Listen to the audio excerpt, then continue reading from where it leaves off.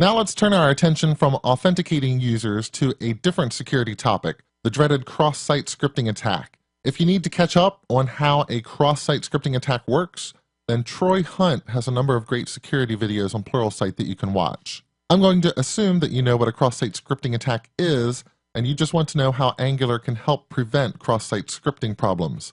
Now, imagine the recipe data that we receive from the server includes HTML markup, and we need to render that data as HTML. Let's see what happens in this scenario with Angular. Back on the server side of this application, I've just made a change to the title of the secret recipe. This change will try to emphasize the word toast, so the word is inside of an EM tag.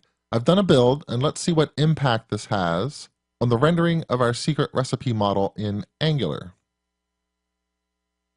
And the tag in the title renders as plain text. It's not an element in the DOM. And that's because binding expressions in Angular will set the inner text property of an element, not the inner HTML property.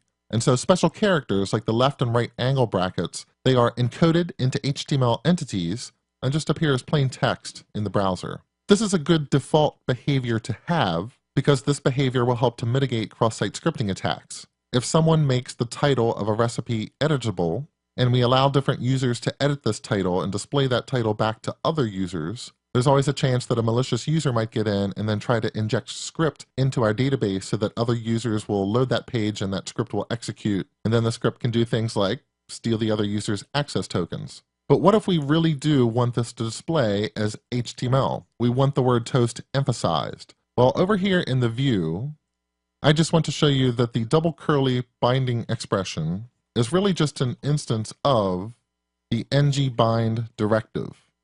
So I can place the expression secret.recipe.title into an ngbind directive, refresh the page, we'll get the same result. But I'm just doing this to demonstrate that there is also an ngbind HTML, and this directive will try to set the inner HTML of a DOM element. So now let me refresh the page, and I'm also going to come over to the console, and you'll see that now the title is missing entirely. And we have a new error in the console, an error that says we are attempting to use an unsafe value in a safe context. This is because with Angular, if you're going to bind HTML into the DOM from your model, then Angular ultimately has to trust that HTML. There's a few different approaches that we can use to get Angular to trust our HTML and actually render French toast with the word toast emphasized.